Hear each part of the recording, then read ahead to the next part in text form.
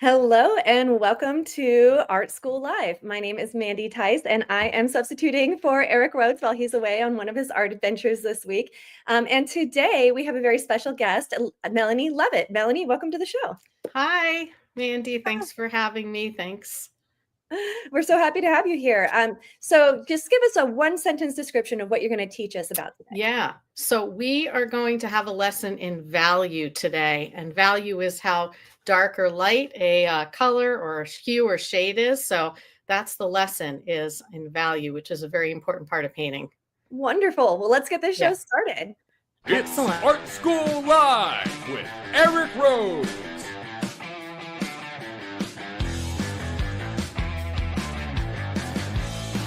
Now, here's your host, Eric Rhodes. So the intro lied to you. I am not, in fact, Eric Rhodes. My name is 𝗕𝗵𝗶𝘁𝗲. I'm the director of the School of Atelier Arts, and I am substituting for Eric Rhodes this week while he's away. And today we have a very special guest, Melanie Levitt, and she is going to be teaching us all about value. So Melanie, I'm going to hand it right on over to you.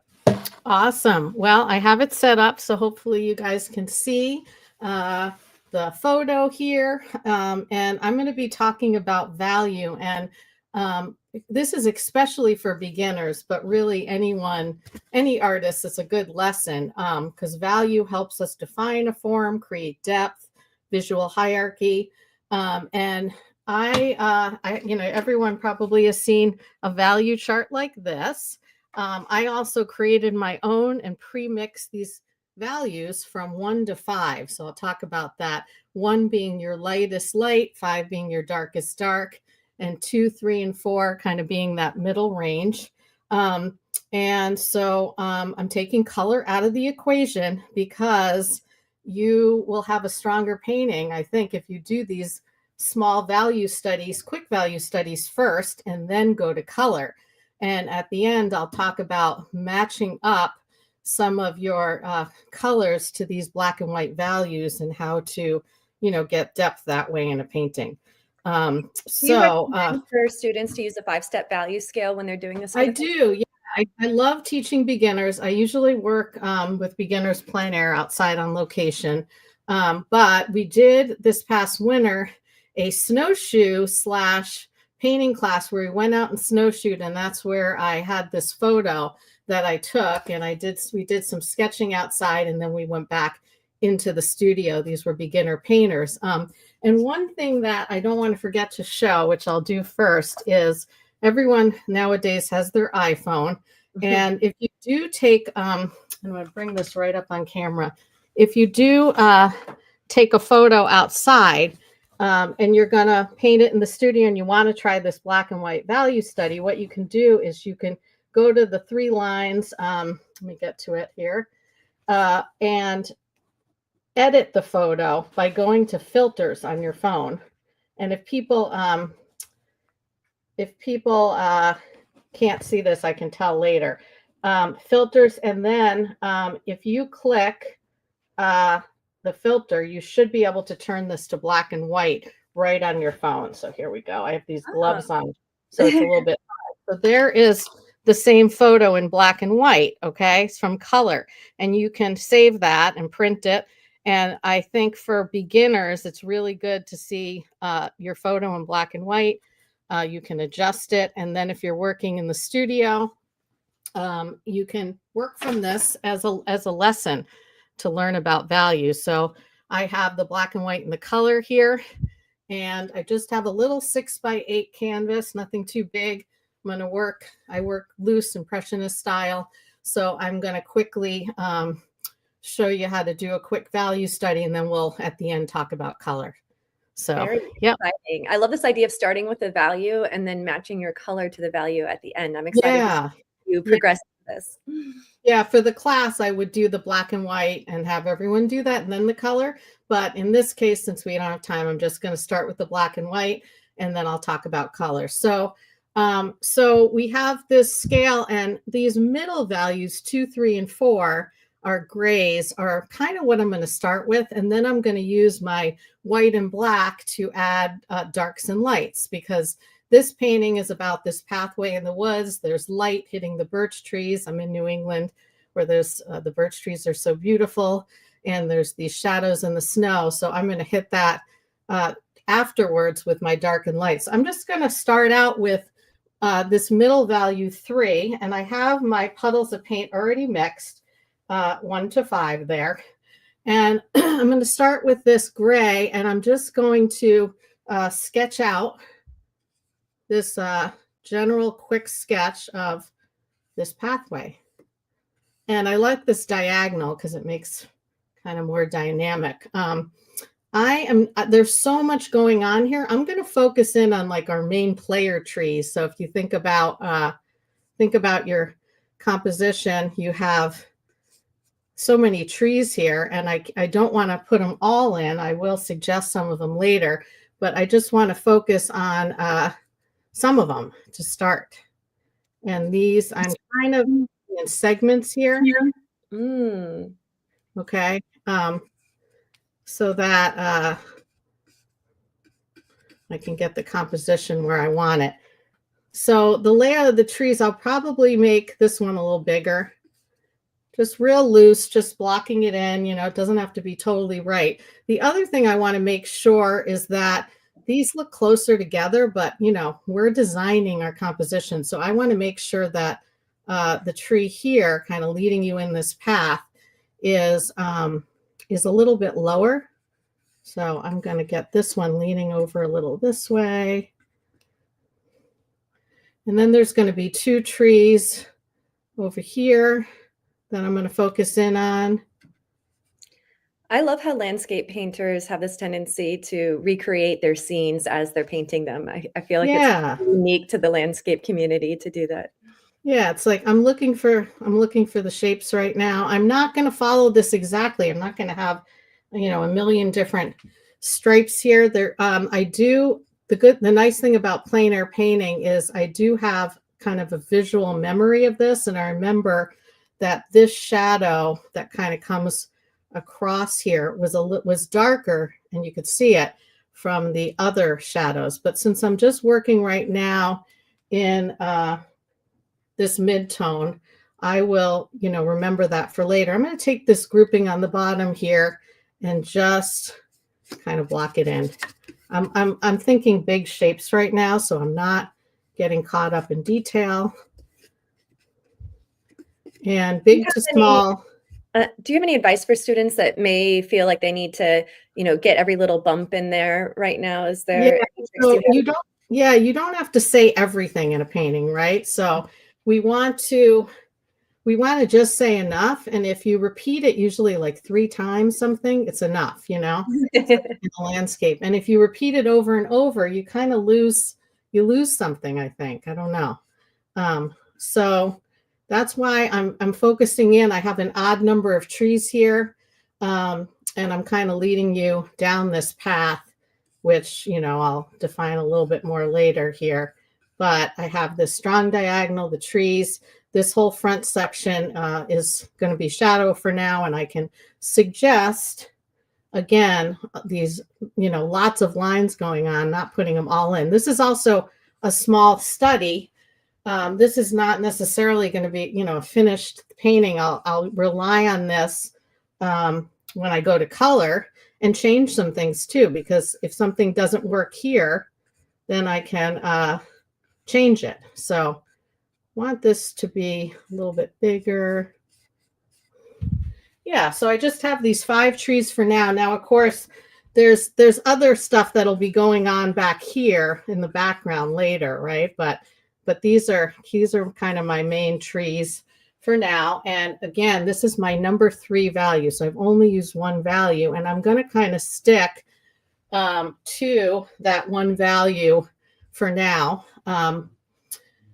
And then I'm going to switch to go a little bit darker, because these birch trees, I got them down a little darker. They're going to have light on them. There's all this beautiful light hitting the trees. So I will be getting lighter, but I'm going to actually jump, and I will be jumping around to my 4 value. So again, this isn't complete black. This is like a dark gray. Okay. And I'm going to, you can see, I can kind of carve these in again, I don't have to get everything perfect yet, but I'm just getting my dark behind. And this tree is kind of coming across the branches and leaves here. So I do want to get that in and keep it nice and loose. Big shapes here. Well, I like that you're not going all the way to the dark too. You know, it seems like some Yes. people get really inky in their darks. Yep. Yep. Yeah, this is this will have lights in it too later, some lighter trees. But I'm kind of sticking with my 3 mid values. I'm going to work in 2, 3, and 4. And then I can hit it with, you know, you can't rely on color, so you can't show something. So you got to stay simple. It's not like I can have two colors that are the same value and show what's going on, right? Sure.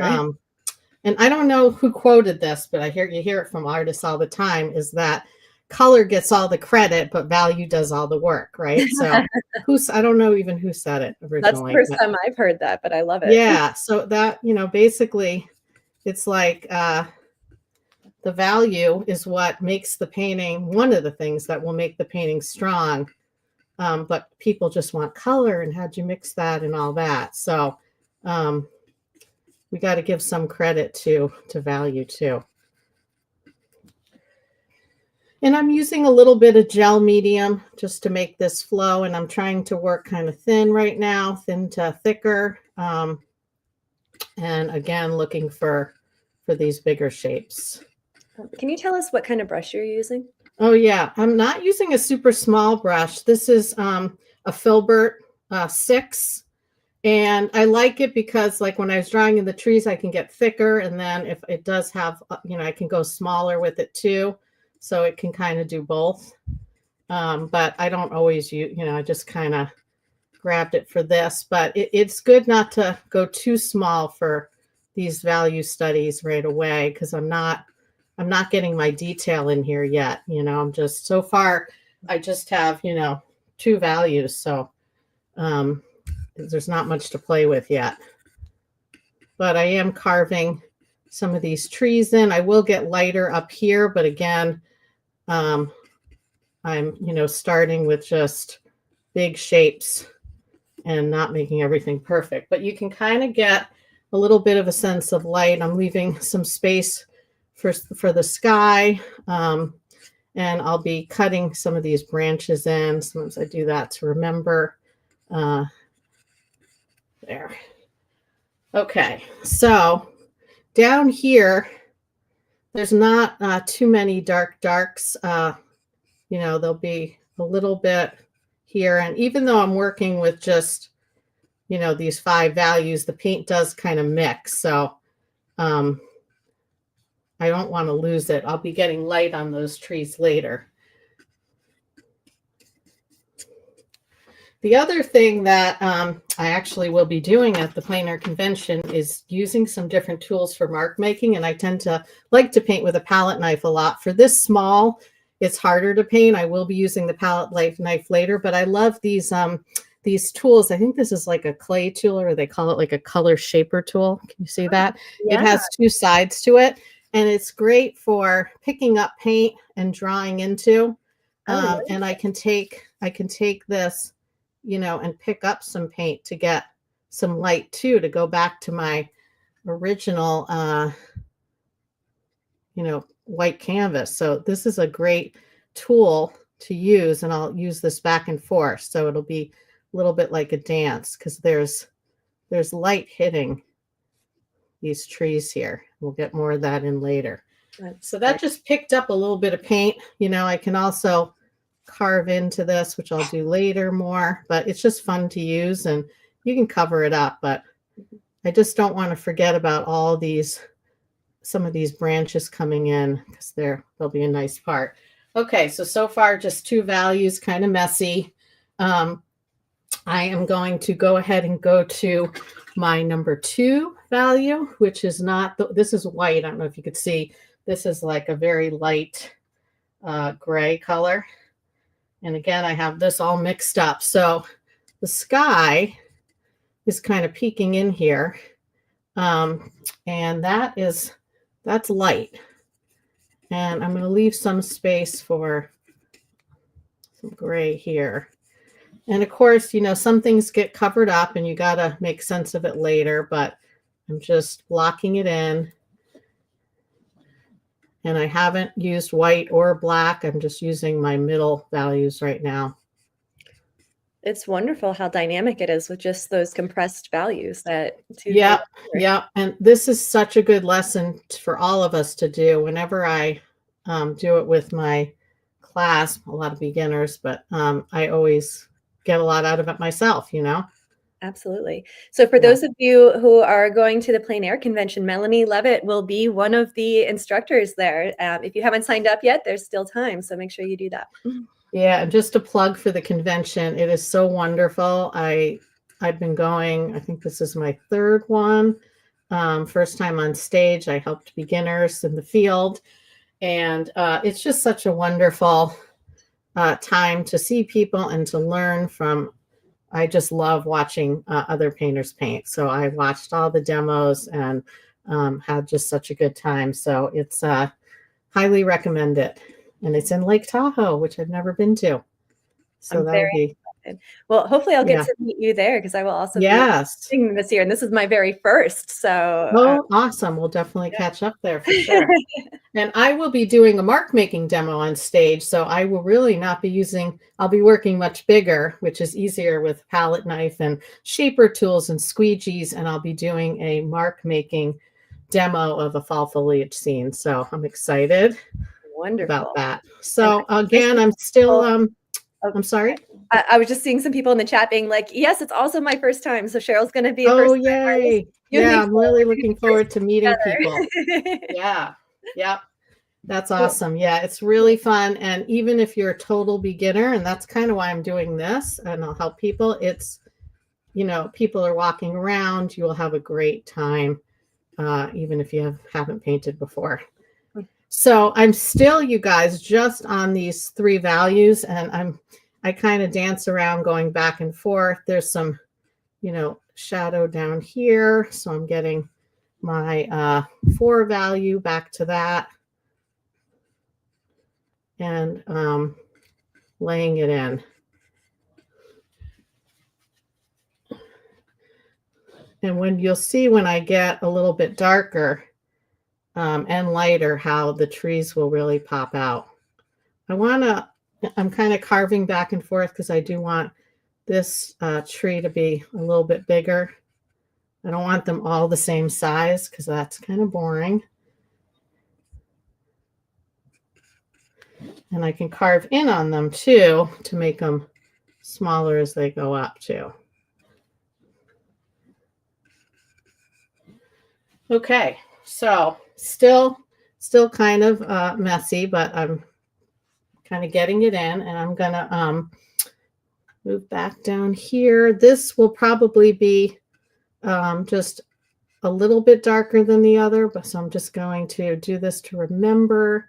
There's also some stuff going on back here, but I really like this big open area kind of that leads you back here. So there's some variations, and this will kind of bump up and down.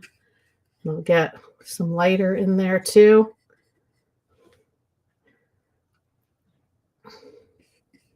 And again, you don't have to say it all yet, but so far the white of the canvas or the board, I'm on a board here, is the only white I have. Again, carving some stuff out.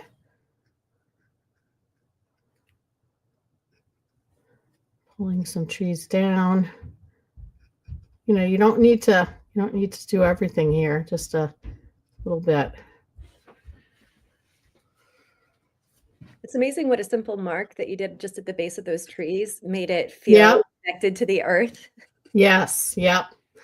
So I'm going to, before I add, bring in my white and add a little more, I'm going to just show you just a little bit of black here and how this will really pull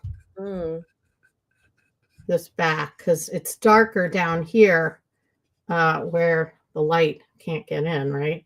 And it's going to be some darker up here. Now the problem with photos is they kind of darken everything darker than they really are.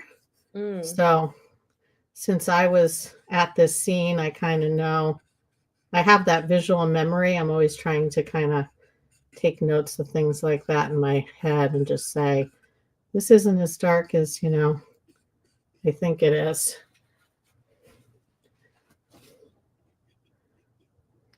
I love the back and forth of this. I've seen acrylic painters use that tool before, but you're the first oil painter I've seen use that tool. I love it. Yeah. Oh, wow. I'm gonna have to go get one. Yeah, it's really fun. And I'll do a lot of that.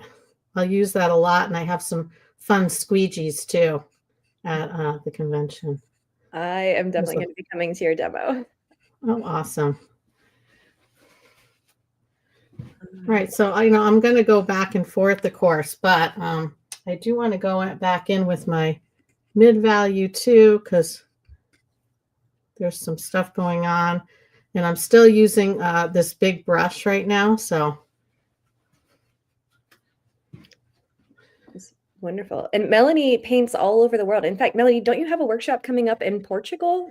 Yeah. So we first ever, I own a studio and gallery in Jackson, New Hampshire, Jackson Art. And we're doing our first ever international trip. And I had been to Portugal a few years back. And I said, this would be an awesome place for a workshop.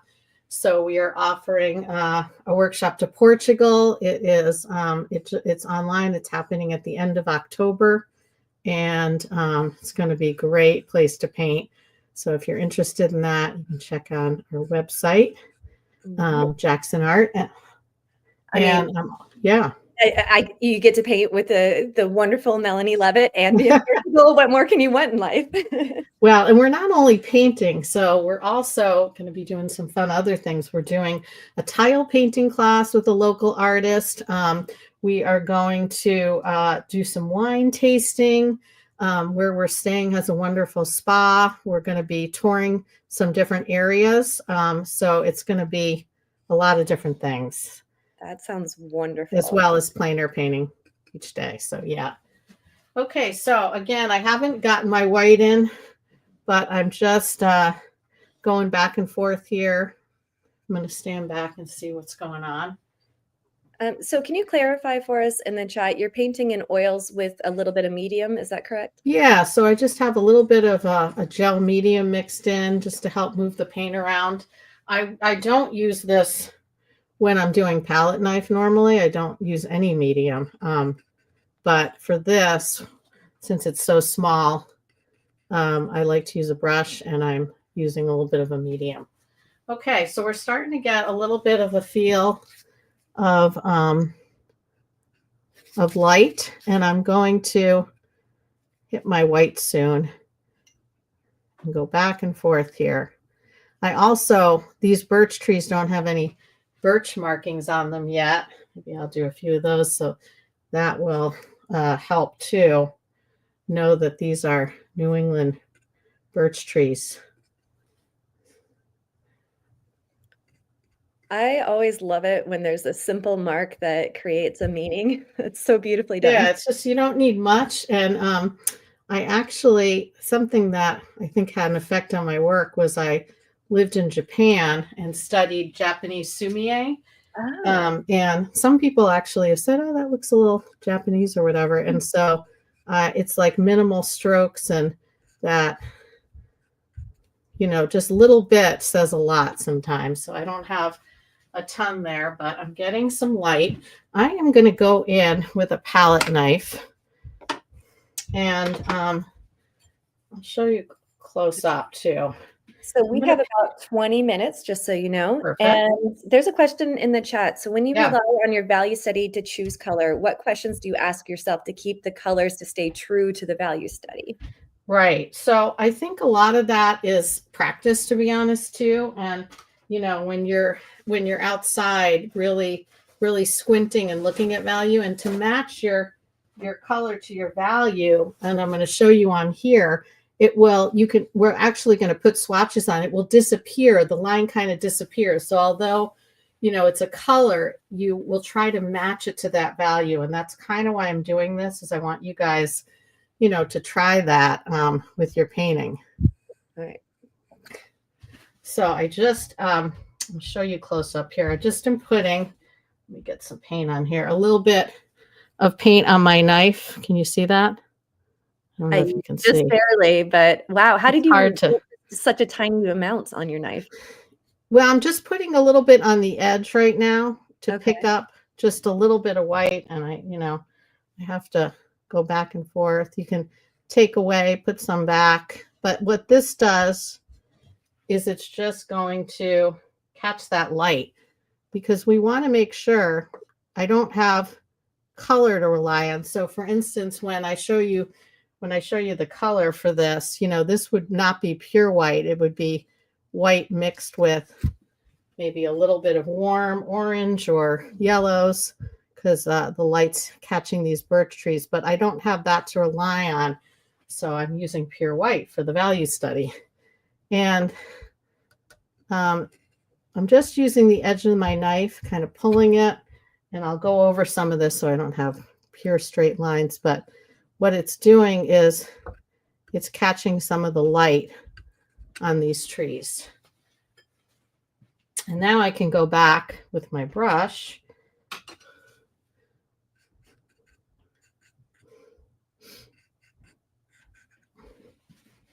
So I'm starting to get some light now. Mm-hmm.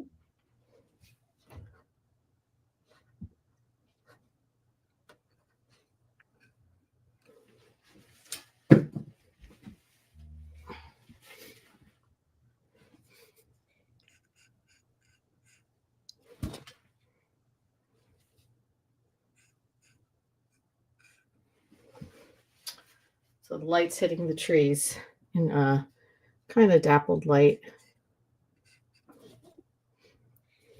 It's been so interesting watching you build this from the middle values out. I've never seen anybody paint that way. I've seen people anchor the darkest and the lightest, but this is in expanding values, Yep. Yeah, kind of starting with the middle values and, seeing how much information you can get is really good. Yeah, I teach online, and I would say that one of the biggest mistakes my students make is they compress their value ranges. And you've really inspired me to have them do an exercise like this, where they start with a compressed value range and then expand it so that it'll help them expand their value range. Yeah. So I haven't even gotten white down here. This is just the canvas. So I'm going to go back to that. And, there is some pure white that it won't be pure white when we add color, of course, and we're not adding color to this, I should say, but we are going to match color. But this would probably have some warm value in, warm hue in it, like I said, orange or yellow. But because we're only relying on this, I'm going to use the pure white here. And this is just a titanium.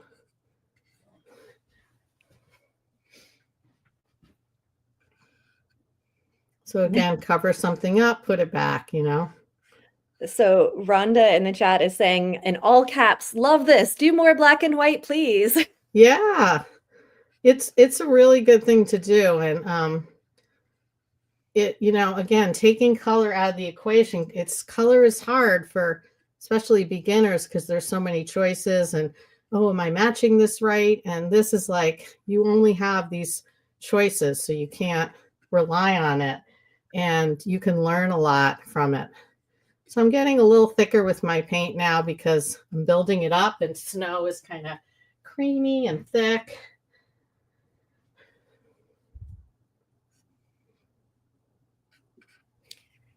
One thing I'm noticing as I watch you paint is that your brush strokes kind of match the texture of the thing that you're painting. When you're doing the trees, you're using like short sections, and now we're painting snow and we have really thick paint.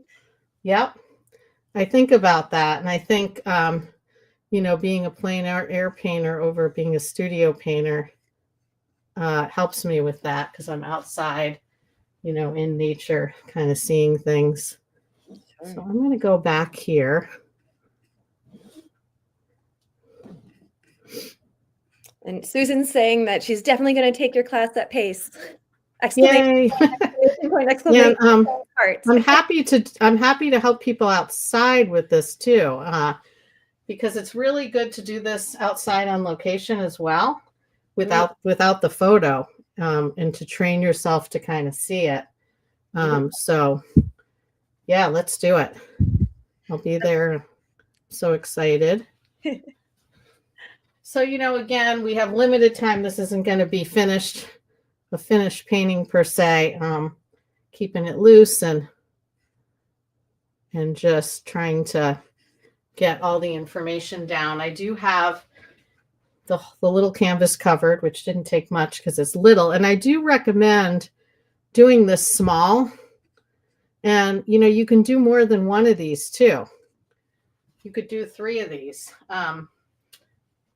Or more, and I recommend that, even color ones. Let's go back to this fun tool here. I also have this tool, which I didn't use, but can you guys see that? Yeah, this is good too for like cutting in on things and this way, and I can pick up a little paint, put it back down. Oh, I'm going to put some branches in.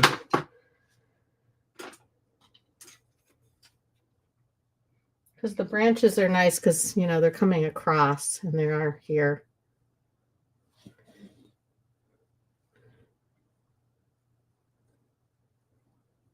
Just a little suggestion.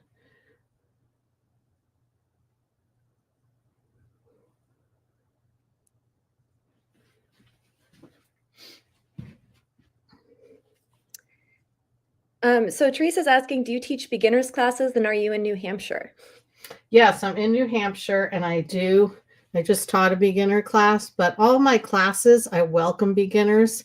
I actually prefer in some ways teaching beginners because, they haven't developed bad habits, right? I agree with and that. I love teaching plein air for beginners. In the winter, we've done winter plein air, but we also I do studio classes. But this summer at the end of August, I just posted I'm going to be teaching a plein air class called Paint Big Outside. So we're going to go opposite of this, but funny enough, we're going to start like this. So the first day, we're going to start small to work out, some stuff in our composition.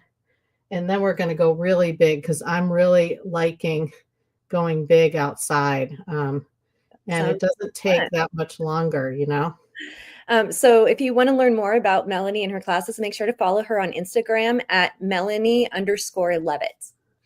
Yes, Levitt without an A. And then also the classes are on our website, which is www.jacksonart.com. I'll also put in a plug. I'm part of 𝗕𝗵𝗁 Gallery in Portsmouth, and I will be teaching there as well. I'll be doing a class there. I think it's beginning of June, like a 1 day. So if you're in the Portsmouth area or near Boston, I'll be doing plein air Tuesday in Portsmouth. Wonderful. So, yeah.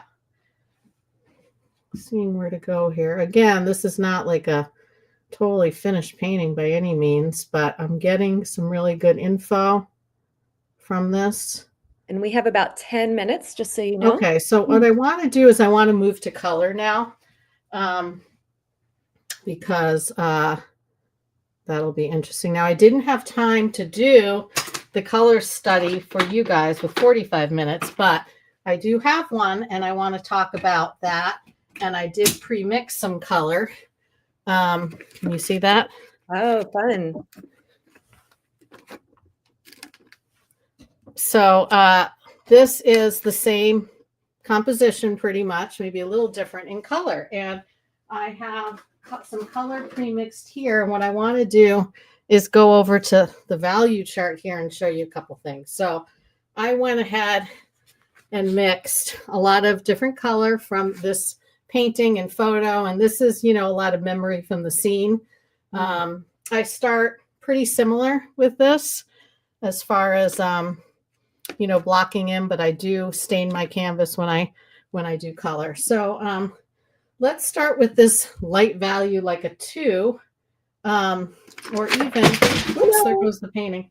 Oh no. Or even a 1. Let me grab that. At least, hopefully that's a dry painting. They're pretty dry. Well, when you mix the medium in, it tends to dry quick. Sure. Okay, we're back. So here is, let's see where this falls, I'm looking above it. So this might be my white. It's a very, very pale, warm color, and that could be some of the light in the snow here. Okay, so that is like my value 1. And again, with color, it can be, it can be anything. It could be a light purple. It could be a light pink. So here's some 1 values. So when I'm painting, some people would do this. You could take this painting dry and put your color over it too. I don't do that, but that would be a lesson to do. So there's a question in the chat about which mediums you are adding. So what did you add when you were doing the black and white, and what did you add to your color painting to make it dry fast? Yeah, I use solvent-free gel to use a little bit to thin my paint, and that helps with the drying time as well.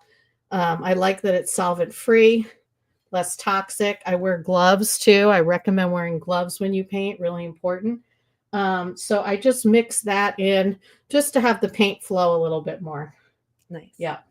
Okay, so let's move to like the 2, and we'll see if it matches. We might be somewhere in between.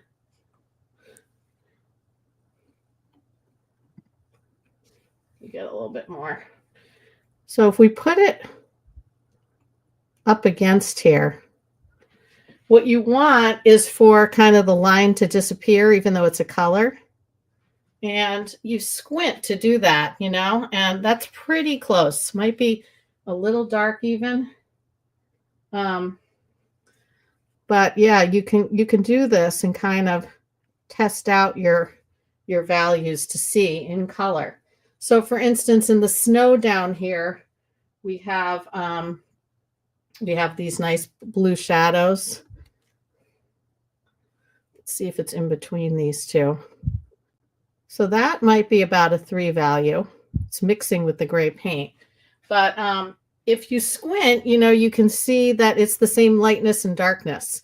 This looks a little dark, but this is a really good way to kind of test things out. This might be too dark. So you can see if you squint, that's darker than that. So if I lighten it just a little bit, and you can lighten with white or you can lighten with yellow, Still dark. So, this is a great way to test things out, getting darker. Some of the greens over here, the color can change. It's just the value. So that's a little cooler. And then my black, I don't paint with black. So what I did is I made a pile of alizarin crimson and phthalo green, another pile of dioxin purple and green. So just a really dark, so it's going to look black, but it's not. Ooh. So if I add white to that, it's actually really like a dark purple, see? But that would be my black. I don't use black. I use color. See that, Melanie? Can you tilt your camera down just a little bit? That better? Yes, thank you so much. So these are some of my black. I can have a blue black.